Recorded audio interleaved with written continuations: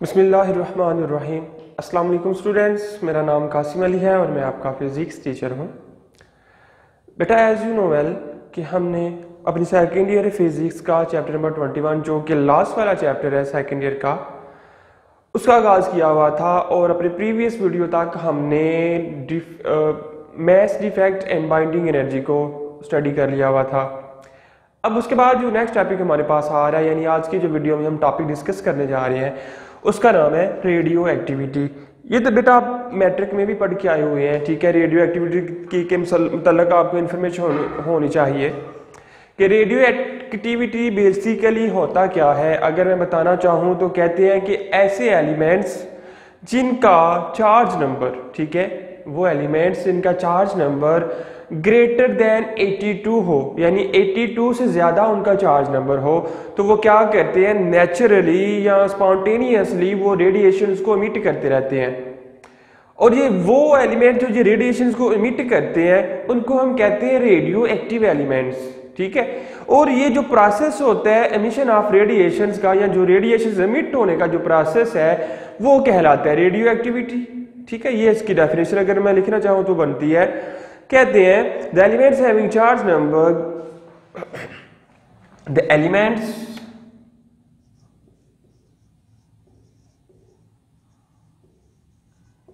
Elements having charge number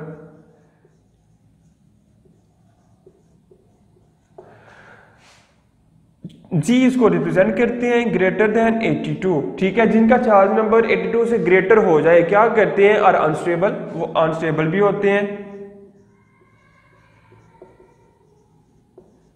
ठीक है। Unstable होते हैं, दे एमिट इनविजिबल रेडिएशंस, दे एमिट इनविजिबल रेडिएशन जो कि हमें नजर नहीं आती, लेकिन वो रेडिएशन को इमिट कर रहे होते हैं। हम आम अपनी आंख से तो नहीं देख सकते, लेकिन वो मिशन होती रहती है। इनविजिबल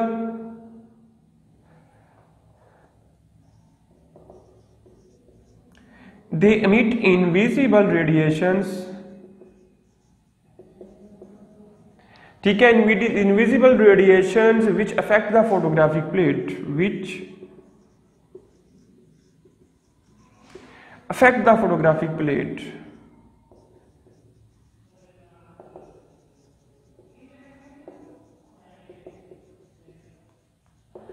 ठीक है।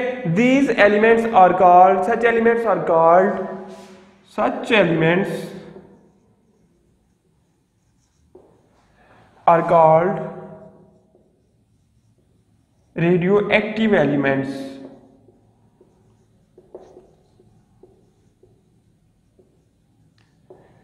ठीक है। ये जो एलिमेंट्स होते हैं वो क्या कहलाते हैं, radio active elements. And the process, और ये जो आपका प्रोसेस बनता है मिशन ऑफ रेडिएशन का, जैसे मैंने पहले बताया, and the process is called radio activity, ठीक होगा स्टूडेंट्स। ये इसकी डेफिनेशन बन जाती है, जो अगर आप डेफिनेशन देखना चाहें, मैंने आपको पहले भी बताया, अब फिर से एक दफा, जो कि चूंकि मैंने बोर्ड पे लिखी है तो एक दफा फिर से आपको स्टडी बता देता हूँ रीड करके। कहते हैं वो वाले एलिमेंट्स जिनका चार्ज नंबर, यानी कि जो जी है ग्रेटर देन 82 हो, ठीक है। जो जी आपके पास आ रहा है उसकी वैल्यू 82 से ज्यादा हो जाए तो क्या होता है कि वो वाले एलिमेंट अनस्टेबल हो जाते हैं, और अनस्टेबल होने की वजह से वो क्या करते हैं कि स्पॉन्टेनियसली वो इनविजिबल, ठीक है, विजिबल नहीं, इनविजिबल, जो कि हम अपनी आम आंख से नहीं देख सकते या हमें नजर नहीं आती वो मिशन, कहते हैं कि वो इनविजिबल रेडिएशंस को एमिट करते रहते हैं, ठीक होगी बात। तो ये जो रेडिएशन के मिशन का प्रोसेस है, वो ये जो एलिमेंट्स बेसिकली होते हैं वो कहलाते हैं रेडियो एक्टिव एलिमेंट्स, और ये जो मिशन का प्रोसेस है वो कहलाता है रेडियो एक्टिविटी। ये इसकी डेफिनेशन है, हम इसको डेफिनेशन के तौर पर लिख सकते हैं। और जो रेडिएशन एमिट होती है, ठीक है, दीज रेडिएशंस आर, ये जो रेडिएशन एमिट हो क्या आपके पास मसलन एमिट होती है, इनमें से these radiations are,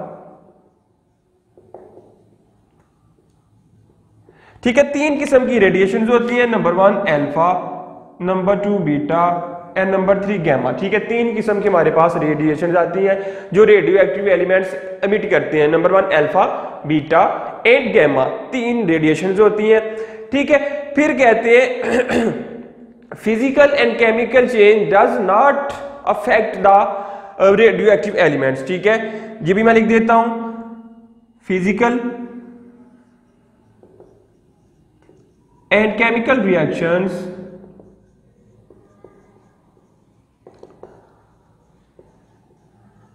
does not affect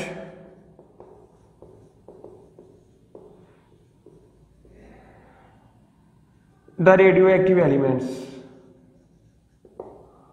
या रेडियो एक्टिविटी भी आप कह सकते हैं, ठीक है। Radioactivity does not affect the radioactivity, कि रेडियो जो एक्टिविटी है, जो मिशन ऑफ रेडिएशन है, ये जो प्रोसेस है ये चलना ही रहना है। कोई फिजिकल चेंज भी होता होगा तो कोई प्रॉब्लम नहीं, कोई केमिकल चेंज भी होता है या रिएक्शन भी होता होगा तो कोई प्रॉब्लम नहीं।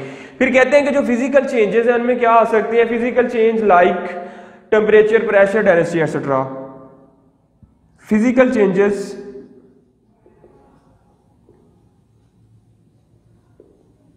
लाइक टेम्परेचर, प्रेशर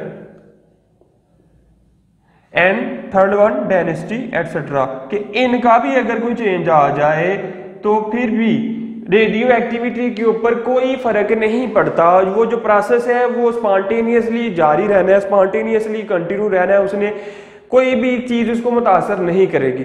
तो स्टूडेंट्स ये बेसिकली इंट्रोडक्शन था बाय डेफिनेशन के लिहाज से कि क्या होती है रेडियो एक्टिविटी। फिर से बता दूं सिंपल अल्फाज में क्या होता है कि आपके पास जो रेडियो एक्टिव एलिमेंट्स हैं वो रेडिएशंस को इमिट करते हैं, रेडिएशन के इमिट होने के प्रोसेस को रेडियो एक्टिविटी कहते हैं। फिर ये जो आपके पास रेडिएशंस आती हैं वो आती हैं अल्फा, बीटा एंड गैमा, 3 किस्म की रेडिएशंस हैं, ठीक है। कहते हैं कि चाहे कोई केमिकल चेंज हो, केमिकल रिएक्शन हो, चाहे कोई फिजिकल चेंज हो या फिजिकल रिएक्शन हो, तो इस केस में रेडियो एक्टिविटी के प्रोसेस के ऊपर कोई भी इफेक्ट नहीं होता, कोई भी चेंज नहीं आता इसके मामले में। कहते हैं कि जो जैसे फिजिकल चेंज में टेम्परेचर चेंज हो सकता है, डेंसिटी चेंज हो सकती है, प्रेशर चेंज हो सकता है, तो इस मामले में भी स्टूडेंट्स कोई भी किसी किस्म का चेंज नहीं आएगा रेडियो एक्टिविटी के ऊपर, या कोई भी उसको अफेक्ट नहीं कर सकता ये चीजें। फिर अगर इसकी डिस्कवरी को हम देखना चाहें तो डिस्कवरी कहते हैं, ये तो डेफिनेशन थी, अब डिस्कवरी में क्या कहते हैं, ये डेफिनेशन थी आपके पास।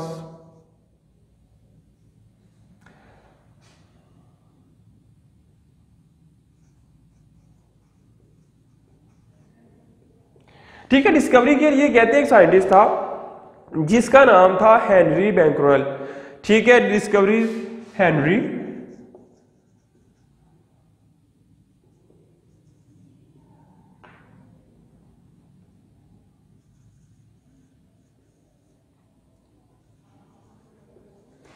बैक्यूरेल नाम था इसका, और 1896 के अंदर इसने ये डिस्कवरी पेश की, ठीक है। उस डिस्कवरी के मुताबिक क्या हुआ कि कहते हैं कि उसने एक एलिमेंट फाउंड किया, ठीक है। उसको एक एलिमेंट मिला जो कि था यूरेनियम, और उसका जो मैस नंबर था, एलिमेंट क्या था, यूरेनियम, ठीक है, यूरेनियम। उसका चार्ज नंबर था 92, ठीक है।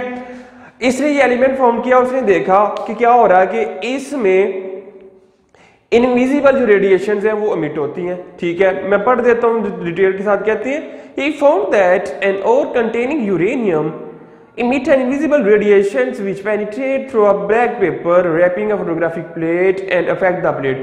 कहते हैं कि इस यूरेनियम से क्या हुआ कि रेडिएशंस एमिट हो रही थी, इसके साथ ही एक फोटोग्राफिक प्लेट, तो उसने क्या किया, वो जो रेडिएशंस एमिट हो के फोटोग्राफिक प्लेट पर जा रही थी, तो फोटोग्राफिक प्लेट को उसने अफेक्ट किया, उसके ऊपर इन रेडिएशन का असर हुआ, लाइक एक्स रेज, जैसे कि हमने एक्स रेज में पढ़ा था अपने प्रीवियस चैप्टर के अंदर कि जो भी एक्स रेज फोटोग्राफिक प्लेट के ऊपर आकर फॉल करती हैं, तो जिधर वो फॉल करती है फोटोग्राफिक प्लेट का वो वाला सारा हिस्सा क्या हो जाता है, ब्लैक हो जाता है, और जिधर से वो पास आउट नहीं हो पाती हमारी बॉडी के अंदर से, तो वो हिस्सा आपको व्हाइट नजर आता है। तो यही इसमें भी हुआ कि जो रेडिएशन थी alpha, beta, gamma radiation, invisible radiation थी, फोटोग्राफिक प्लेट के ऊपर पड़ी, तो क्या हुआ, फोटोग्राफिक प्लेट पे कोई ना कोई इफेक्ट जरूर हुआ। तो उसने ये फाउंड किया था हेनरी बैक्यूरेल इन 1896, ठीक है। यूरेनियम को इस्तेमाल करते हुए उसने ये फाइंड किया। अब कहते हैं कि आफ्टर हेनरी बैकरल, ठीक है, आफ्टर दैट दो मियाँ बीवी थे यानी husband and wife mix scientist थे। आफ्टर दैट, ठीक है, टू साइंटिस्ट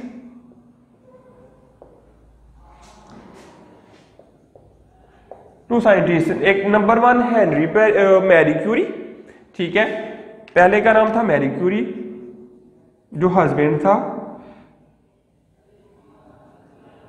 और दूसरा पेरी क्यूरी, ठीक है। Marie Curie and Pierre Curie ये दोनों ये थोड़ा स्पेलिंग कर लें। पेरी क्यूरी दोनों हस्बैंड वाइफ थे। हस्बैंड वाइफ मिलकर इन्होंने ये इसके ऊपर वर्किंग की। किसके ऊपर की? रेडियो एक्टिविटी के ऊपर की, ठीक है। रेडियो एक्टिविटी के मतलब इन्होंने काम किया, वर्किंग की, तो इन्होंने एक एलिमेंट्स और मालूम कर लिए, ठीक है। एक तो एलिमेंट इन्होंने डिस्कवर किया पोलेनियम, और दूसरा रेडियम, ठीक है। यूरेनियम को फाउंड किया हेनरी बैकरल ने, और उसके बाद दो और एलिमेंट डिस्कवर हुए जो कि मैरी क्यूरी और पेरी क्यूरी ने डिस्कवर किए थे, और उनका नाम था पोलेनियम एंड रेडियम, ठीक है। ये दो आपके पास एलिमेंट थे जो कि रेडियो एक्टिव एलिमेंट थे, इन्होंने पेरी क्यूरी और मैरी क्यूरी ने डिस्कवर किए। अच्छा स्टूडेंट, बेसिकली क्या है कि अगर हम मौजूदा दौर की बात करें तो आपके पास जो इस जमीन पर, ठीक है, जमीन के ऊपर जो पाए जाने वाले रेडियो एक्टिव एलिमेंट्स हैं उनकी तादाद 16 है अभी तक, ठीक है। ये जनरल बातें बता रहा हूं, याद रखने वाली हैं, आप ज़हन नशीन रखें इनको, कि अर्थ के ऊपर जो मौजूद है अभी तक रेडियो एक्टिव एलिमेंट्स जो हैं वो तकरीबन 16 के लगभग हैं, 15 to 16, ठीक है। तो लेकिन अगर आप पीरियोडिक टेबल की बात करें, पीरियोडिक टेबल पर 118 एलिमेंट्स है, ठीक है, 118 एलिमेंट्स हैं, और उन 118 एलिमेंट में से 38 एलिमेंट्स जो हैं वो रेडियो एक्टिव एलिमेंट्स हैं, ठीक है। रेडियो एक्टिव एलिमेंट्स हैं यानी कि वो अब इनविजिबल रेडिएशंस को एमिट करते रहते हैं नेचुरली, ठीक है, स्पॉन्टेनियसली, कोई भी रिएक्शन नहीं करवाया जाता, लेकिन उनमें से क्या होता है कि रेडिएशंस जो होती हैं वो एमिट होती रहती हैं। तो ये बातें आपने याद रखनी है। तो स्टूडेंट्स, बात हो रही थी पेरी क्यूरी और मैरी क्यूरी की, तो इन्होंने डिस्कवर किए दो एलिमेंट्स पोलेनियम एंड रेडियम। इन्होंने क्या किया कि इन्होंने एक लेड का ब्लॉक लिया, ठीक है। लेड का ब्लॉक लेने के बाद इस जो आपके पास रेडियो एक्टिव एलिमेंट था, ठीक है, यानी कंसिडर कर ले पोलेनियम था या रेडियम था, तो उस लेड ब्लॉक के अंदर रखने के बाद उस ब्लॉक को एक डिस्चार्ज ट्यूब में से या पोटेंशियल डिफरेंस में से पास आउट करवाया। तो यू नो वेल कि पोटेंशियल डिफरेंस की जब बात आती है तो दो चार्जेस जरूर होते हैं, एक पॉजिटिव और एक नेगेटिव। तो फिर क्या किया, उसमें से बॉक्स में होल किया, होल के बाहर एक रख दी फोटोग्राफिक प्लेट। जब इसने क्या किया कि उस ब्लॉक को पोटेंशियल डिफरेंस से पास करवाया, कुछ रेडिएशन पॉजिटिव की तरफ बेंड हो गए, ठीक है, कुछ रेडिएशन क्या हुआ, पॉजिटिव की तरफ बेंड होगी, और कुछ रेडिएशन नेगेटिव की तरफ बेंड होगी, और कुछ रेडिएशन वो जो स्ट्रेट फॉरवर्ड गई, ठीक है, कुछ भी उन पे असर नहीं पड़ा। यानी जो रेडिएशंस नेगेटिव की तरफ बेंड हुई तो वो क्या हुआ, मतलब कि उधर अट्रैक्शन मिली उनको। नेगेटिव को तो अट्रैक्ट करता है पॉजिटिव चार्ज, ठीक है, नेगेटिव को क्या अट्रैक्ट करता है, पॉजिटिव चार्ज। तो पहले क्या था कि इधर से मालूम हुआ कि जो पहली रेस थी जो नेगेटिव से पॉजिटिव की तरफ गई उनको कह लिया कि अल्फा रेस, ठीक हो गया, आपने याद रखें अल्फा रेस जो है वो नेगेटिव होंगी। फिर दूसरी बात, जो कुछ रेस थी वो पॉजिटिव की तरफ बेंड हो गई, तो पॉजिटिव को तो अफेक्ट करता है, अट्रैक्ट करता है नेगेटिव चार्ज, मतलब कि जो गैमा रेस थी वो पॉजिटिव थी, इस वजह से नेगेटिव की तरफ वो अट्रैक्शन उनकी हो गई। और थर्ड वन जो रेस थी, तीसरी रेस जो थी वो ना तो नेगेटिव की तरफ गई ना ही पॉजिटिव की तरफ गई, बल्कि वो स्ट्रेट फॉरवर्ड चली गई, सीधी चली गई। तो इस वजह से ये जाहिर हुआ कि उसके ऊपर तो कोई भी चार्ज नहीं था, यानी वो न्यूट्रल थी। अगर न्यूट्रल ना होती, कोई चार्ज होता, या तो वो पॉजिटिव की तरफ जाती या वो नेगेटिव की तरफ जाती, लेकिन इस केस में ऐसा कुछ भी नहीं हुआ, वो बल्कि स्ट्रेट फॉरवर्ड चली गई। तो हम कह सकते हैं कि तीन रेडिएशन थी, अल्फा नेगेटिव होती है, बीटा पॉजिटिव होती है और गैमा न्यूट्रल होती है, गैमा के ऊपर कोई भी चार्ज नहीं होता। तो इस वजह से उन्होंने ये डिस्कवरी कर ली। और क्या हुआ कि ये जब रेडिएशन एमिट हुई तो फोटोग्राफी के ऊपर आगे फॉल करवाया, फॉल हुई तो उसके ऊपर 3 पॉइंट्स पर धब्बे नमा निशानात मालूम हुए, कि उससे फिर ये बात जाहिर हो गई कि वाकई जी जरूर ऐसा कोई ना कोई प्रोसेस है कि जो इन एलिमेंट्स के अंदर से रेडिएशन एमिट होती रहती है। और उन रेडिएशन को तीन नाम दे दिए गए, अल्फा, बीटा एंड गैमा, ठीक है। ये आपके पास आपने याद रखना है। अल्फा मैं लिख भी देता हूं, alpha radiations are negative,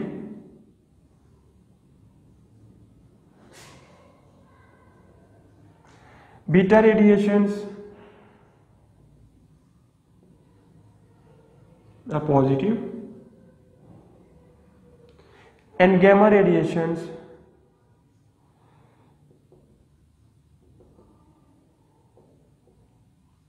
neutral.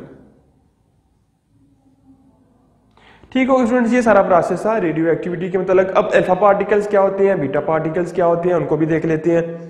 कहते हैं अल्फा पार्टिकल्स जो होते हैं वो हीलियम न्यूक्लियाई होते हैं। ठीक है, each alpha particle has two protons and 2 neutrons. ठीक है, अल्फा जो पार्टिकल्स हैं, ठीक है, इधर आई थिंक पूरा आ ही जाएगा, थोड़ा सा लिखना है बस। Alpha particles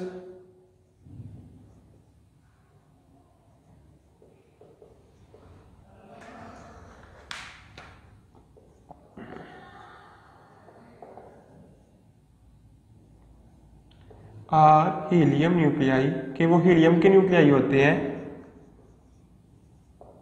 they consist 2 protons, कि इसके अंदर क्या होते हैं, 2 प्रोटॉन्स होते हैं and 2 neutrons.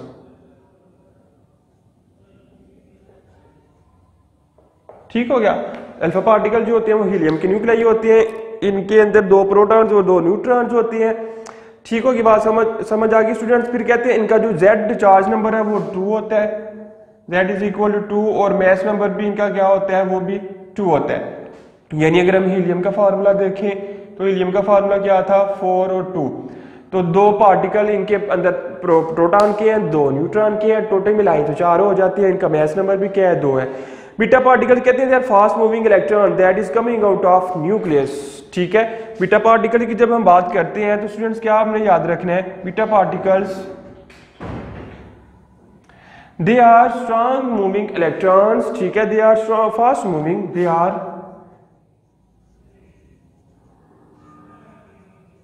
Fast moving electrons. ठीक है, ये फास्ट मूविंग इलेक्ट्रॉन्स होते हैं, इनका चार्ज नंबर क्या होता है, -1, और मैस नंबर होता है 0।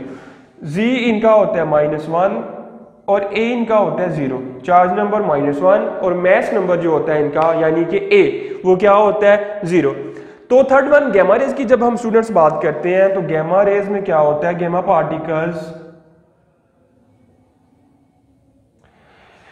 पार्टिकल्स में कहते हैं कि गैमा पार्टिकल्स एक्स रेज की तरह गैमा रेज जो होती हैं वो भी क्या होती है, इलेक्ट्रोमैग्नेटिक होती हैं। These are electromagnetic rays, these are electromagnetic, these are electromagnetic rays। ठीक है, दे हैव, इनकी जो फ्रीक्वेंसी है स्टूडेंट्स वो मैक्सिमम होती है, लेकिन जो इनकी वेवलेंथ होती है वो क्या होती है, मिनिमम होती है। चूंकि वो हम प्रीवियस चैप्टर से पढ़ते आ रहे हैं कि फ्रीक्वेंसी और वेवलेंथ इनका आपस में इनवर्स रिलेशन होता है। तो हमने क्या देखा कि in they have highest frequency, they have high frequency,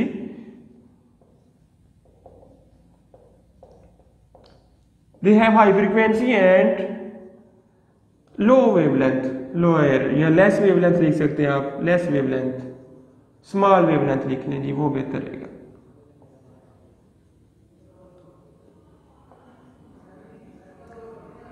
ठीक हो गया। जो गैमा पार्टिकल्स हैं उनकी जो फ्रीक्वेंसी है वो मैक्सिमम यानी कि हाई आप कह सकते हैं, लेकिन इन द अदर हैंड जो उनके पास वेवलेंथ, उनकी जो वेवलेंथ होती है वो मिनिमम होती है, लोएस्ट होती है, स्मॉल होती है। तो स्टूडेंट्स यही था हमारे पास आज का topic radio activity. I hope कि आप इसको अच्छी तरह से समझ पाए होंगे। तो मिलते हैं अभी स्टूडेंट्स हम अपनी अगली वीडियो में, तब तक के लिए मुझे इजाज़त दीजिए। अल्लाह हाफिज़। वीडियो पसंद आई तो लाइक करें, अपनी राय कमेंट करें। ऐसे ही मजीद वीडियोस के लिए हमारा चैनल सब्सक्राइब करें और बेल का आइकन दबाएं ताकि आपको हर वीडियो का नोटिफिकेशन मिलता रहे।